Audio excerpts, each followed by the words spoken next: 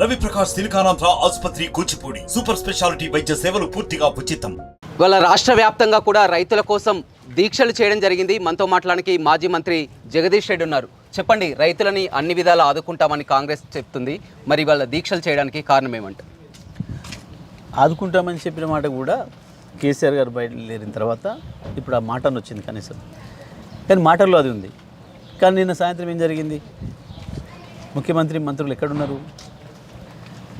ఒక channel phone చేసి కేసీఆర్ గారు ఇట్లా అంటున్నారు, ఇవాళ మధ్యాహ్నం 3 గంటలకు 2 గంటలకు ఎండలో తిరుగుకుంటూ పొలాల్లో ఉండి డిమాండ్ చేస్తున్నారు రైతుల తరఫున, మీరు ఏమంటారు అని మాట్లాడితే ఒక మంత్రి, నాకు వేరే పని ఉంది, నాకు అవతల క్రికెట్ మ్యాచ్ పోయేది ఉంది, రైతుల పని పెద్ద సమస్య కాదు, ఇంపార్టెంట్ కాదు అనుకుంటూ పోవడం అంటే ఈ ప్రభుత్వానికి రైతుల పట్ల ఎటువంటి అభిప్రాయం ఉంది అనేదానికి నిదర్శనం ఇవాళ వీళ్ళు చేసిన పని.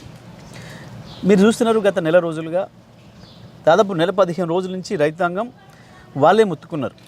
వాళ్ళ పొలాల్లో పడి బొలుతూ మేము చచ్చిపోతాం, మాకు ఆత్మహత్య తప్ప వేరే దిక్కు లేదు అని చెప్పి రైతాంగం ముత్తుకుంటుంటే సోషల్ మీడియాలో రావడం, ఇతర మీడియాలో కూడా రావడం చూసినాం మనం. దాని తర్వాత వాళ్ళు స్పందించడం లేదు. ప్రభుత్వం మీరన్నా స్పందించండి, ప్రతిపక్షంగా మీరు కొట్టడాలి మా తరఫున రైతులు మమ్మల్ని అప్రోచ్ అయ్యారు. ఆ సందర్భంలో మేము తిరిగినాం, చూసినాం అన్నీ కూడా రైతుల బాధలు.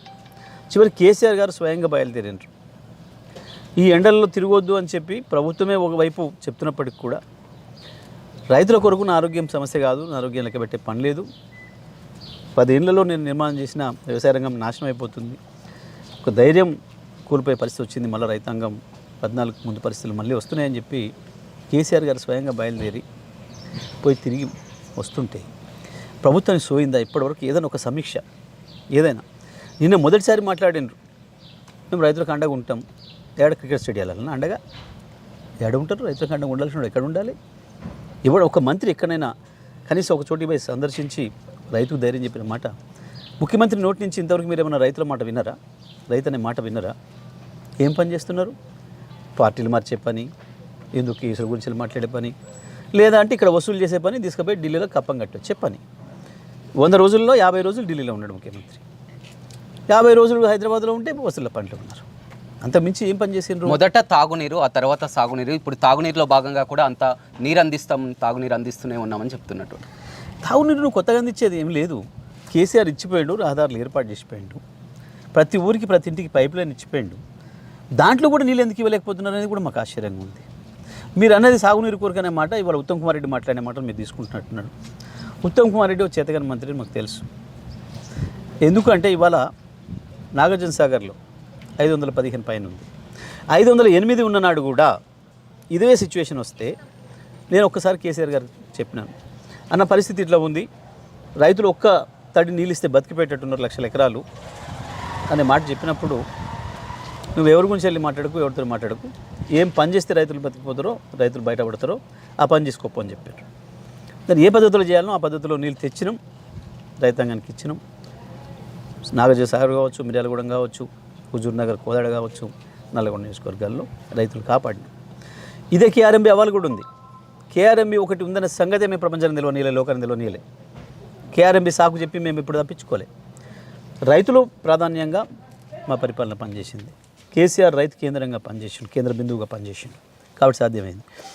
ఇవాళ పాలేరులో నీళ్ళు లేవు కాబట్టి మంచిలు తీసుకుపోతున్నా మా మీద విమర్శలు చేస్తుంటున్నాడు కోమటిరెడ్డి, ఈయన ఉత్తమ్ రెడ్డి. కోమటిరెడ్డికి అయితే సోయలేదు అనుకోండి. నేనేమంటానంటే 10 రోజుల కిందమే తీసుకుపోయాను పాలేరుకు నీళ్ళు, పాలేరు నింపారు, మళ్ళీ వాళ్ళు డ్రై అయింది, మళ్ళీ తీసుకుపోతాం అంటున్నారు. నేను పాలేరుకి ఇవ్వడానికి వ్యతిరేకిస్తలే. పాలేరు కింద రైతులకు ఎట్లయితే నీళ్ళు ఇచ్చిండ్రో అదే పద్ధతిలో ఎడమ కాలువ కింద ఉన్న రైతులకు కావచ్చు, ఎస్ఎల్బీసీ కింద ఉన్న రైతులకు కావచ్చు నీళ్ళు ఇవ్వండి అని నేను అడుగుతున్నాను. ఒక్క తడి నీళ్ళు ఇస్తే 1,00,000 ఎకరాలు బతికిపోయేది. ఇవాళ వేల కోట్ల రూపాయలు పెట్టుబడి పెట్టిన రైతాంగం గడన పడేవారు, కానీ మీకు సోయలేదు. ఇవాళ కాళేశ్వరం నీళ్ళు స్పష్టంగా 4 ఏళ్ళు ఇచ్చి చూపించినాం, ఇవాళ మీరు ఇచ్చారు. కేసీఆర్ కరీంనగర్ పర్యటన పెట్టి సూర్యాపేట జనగాం వచ్చిపోయిన తర్వాత రైతులు వచ్చిన స్పందన, ప్రజలు వచ్చిన స్పందన చూసి ఇప్పుడు భయపడి నీళ్ళు వదిలేండ్రు. కానీ ఏం లాభం? ఇప్పటికే జరగాల్సిన నష్టం జరిగిపోయింది, 1,00,000 ఎకరాలు నాశనం అయిపోయింది. ఎండిన పొలం, చచ్చిపోయిన పొలానికి నీళ్ళు ఇస్తే ఉపయోగం లేదు. ఏం చేసినావు? ఇవాళ అదే కాళేశ్వరం పంపులు ఎత్తినావు. ఎందుకు? 3 నెలలుగా మీరు చేసిన దుర్మార్గమైన ప్రచారం ఏదైతే ఉందో, కుంగిన 3 పిల్లర్లను అడ్డం పెట్టుకొని కేసీఆర్ను బదనాం చేస్తామని చెప్పి ఏదైతే మీరు కలలుగన్నారో, అవి ఏడ బయటపడతాయో, ప్రజలకు మళ్ళీ కాళేశ్వరం ఉందనే సంగతి ఎక్కడ తెలుస్తుందో అని చెప్పి ఒక మూర్ఖత్వంతో, ఒక అనాగరికమైన పద్ధతుల్లో ఏ ప్రభుత్వం చేయకూడనటువంటి నేరం చేసిన మీరు ఉన్న నీళ్ళని తీసుకొచ్చి ఇచ్చి లక్షల ఎకరాలను కాపాడే అవకాశాన్ని పోగొట్టి రైతాంగంలో మన్ను కొట్టిన మీరు ఇవాళ బయటపడిపోయింది. మీరేంది, మీ నైజం ఏంది, కాళేశ్వరం అట్లే ఉన్నదని, దాని పంపులు పనిచేస్తేనే దాని ద్వారా నీళ్ళు ఇవ్వచ్చు అనే సంగతి ఇవాళ తెలిసిపోయింది ప్రపంచానికి. కరెంటు విషయంలో కూడా బీఆర్ఎస్ అబద్ధం ఆడుతుందని కూడా మంత్రులు చెప్తున్నారు. గతంలో కంటే ఇప్పుడు సామర్థ్యం పెరిగిందని కూడా చెప్తున్నటువంటి. మేమే చెప్తున్నాం సామర్థ్యం పెరిగింది. నేను 7,000 నుంచి వెళ్ళి మేము 18,000కి తెచ్చినాం. ఇవాళ ఇంకొక 1,600 కలిసింది. దాంట్లో 1,400 మనకు హక్కు ఉంది ఎన్టీపీసీ నుంచి. 19,400కి వచ్చింది. నీ డిమాండ్ 15,600 ఉంది. ఎందుకు ఇంకా ఇవాళ కట్ చేస్తున్నావు? పవర్ కట్స్ ఎందుకు ఉంటున్నాయి? ఎందుకు గంటల తరబడి పవర్ లేకుండా చేస్తున్నావు? ఎందుకు లో కరెంట్, లో వోల్టేజ్ కరెంట్ వచ్చి మోటార్లు కాలిపోయిందని రైతులు మొత్తుకుంటున్నారు? మీ బీఆర్ఎస్ పార్టీ మాట్లాడడం లేదు కదా. మీరు ఇవాళ మీరే పోవచ్చు, గ్రామాలలో పోతే మోటార్లు రిపేర్ చేసే వాళ్ళు ఉంటారు, మెకానిక్లు ఉంటారు. వాళ్ళ షాప్కి వెళ్ళి కూర్చోండి. ఇవాళ ఎన్ని మోటార్లు సీరియల్లో ఉన్నాయి, లైన్లో ఉన్నాయి. 3-4 నెలల క్రితం ఏముంది, వరుసగా 10 ఏళ్ళు. వాళ్ళు ఒక్కరే కదా మా మీద కోపంగా ఉంది. ఇన్వర్టర్లు అమ్ముకుంటోళ్ళు, జనరేటర్లు అమ్ముకుంటోళ్ళు, మోటార్ రిపేర్ చేసేటోళ్ళు కదా మా మీద కోపంగా ఉందని చెప్పినాం మేము అన్నాడు. ఇలా వాళ్ళు హ్యాపీగా ఉన్నారు. ఏంది కారణం? మళ్ళీ మాకు పాత రోజులు వచ్చినాయి, 14 ముందు రోజులు. ప్రజలందరికీ కూడా 14 ముందు రోజులే వచ్చినాయి.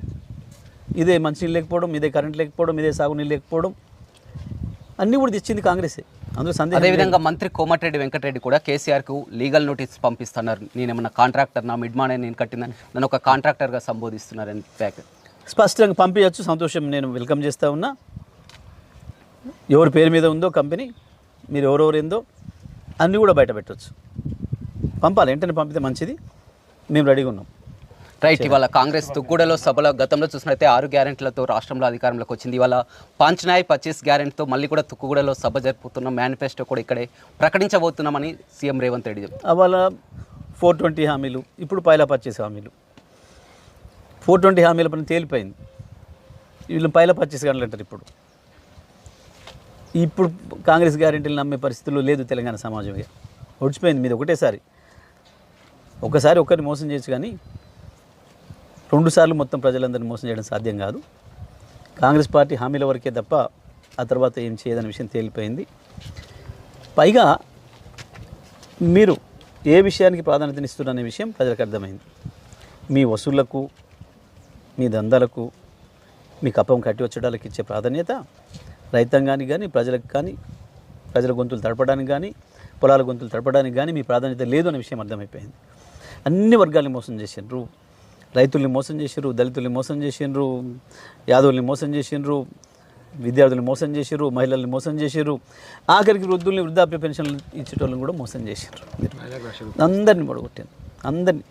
అదేవిధంగా ఈడ ఇస్తానన్న 4,000 ఇవ్వలేదు, ఇస్తానన్న 2,500 ఇవ్వలేదు, మళ్ళీ ₹1,00,000 ఇస్తామని ఇవ్వలేదో ఎవరు నమ్మాలి? మీ అన్ని పిట్టల దొరల హామీలని అర్థమైపోయినాయి.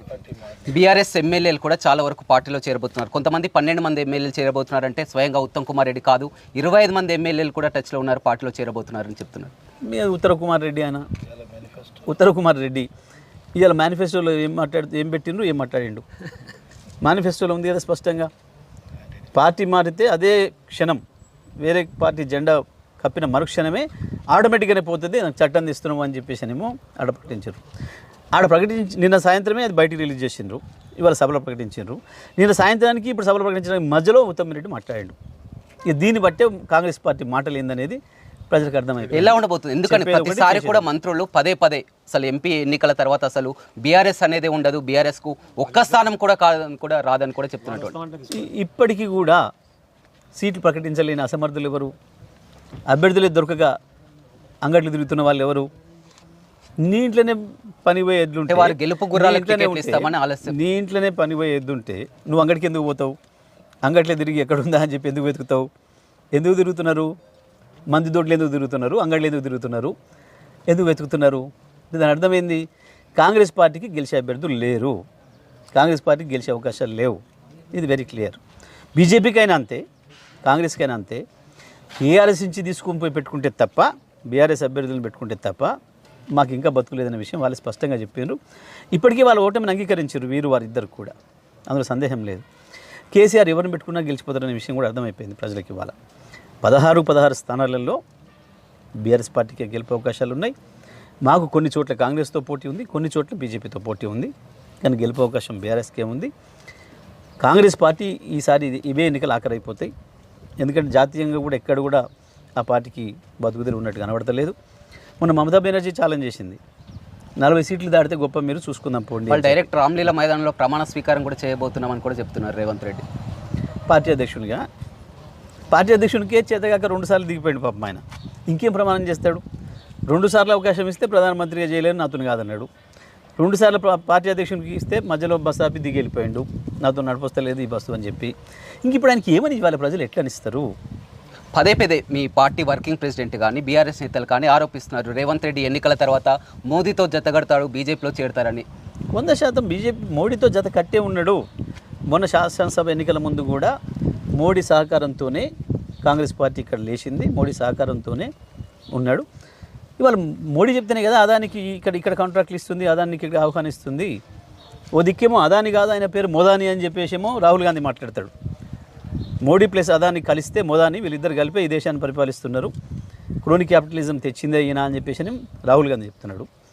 మరి ఇంకోవైపు ఏమో అదాని మంచి వ్యాపారవేత్త, అదాని రావాలి, మొత్తం గుజరాత్ మోడల్ నేను చేస్తా, మా బడే బాయ్ నేను ఇద్దరం ఒకటే అని చెప్పి రాహుల్ మీనా చెప్తున్నాడు. మేం చెప్పలే కదా, మా అధ్యక్షుడు మా వర్కింగ్ ప్రెసిడెంట్ కాదు కదా అన్నది, బడే బాయ్ అని చెప్పిందే ఆయన. ఆయన ఈ దేశానికే దుష్మన్ సైతాన్ అనేమో ఆయన చెప్తున్నాడు వాళ్ళ నాయకుడు. కాదు నాకు బడే బాయ్ నేను అంటున్నాడు. బడే బాయ్ చోడే బాయ్ ఇద్దరు సైతాన్లు అన్నట్టే కదా. రైట్, చూడొచ్చు కాంగ్రెస్ పార్టీకి ఇవే చివరి ఎన్నికలని. గతంలో 6 గంటల హామీలతో వారు అధికారంలోకి వచ్చారు, కానీ ఏ హామీలు కూడా నెరవేర్చలేదు. మళ్ళీ ఇప్పుడు హామీలు ఇచ్చినా ప్రజలు నమ్మేలా లేరని కూడా మాజీ మంత్రి జగదీష్ రెడ్డి చెప్తున్నారు. మరిన్ని వీడియోస్ కోసం ఛానల్ ని సబ్స్క్రైబ్ చేయండి, లేటెస్ట్ అప్డేట్స్ కోసం వాట్సాప్ ఛానల్ ని ఫాలో చేయండి, అండ్ లింక్ డిస్క్రిప్షన్ లో ఉంది.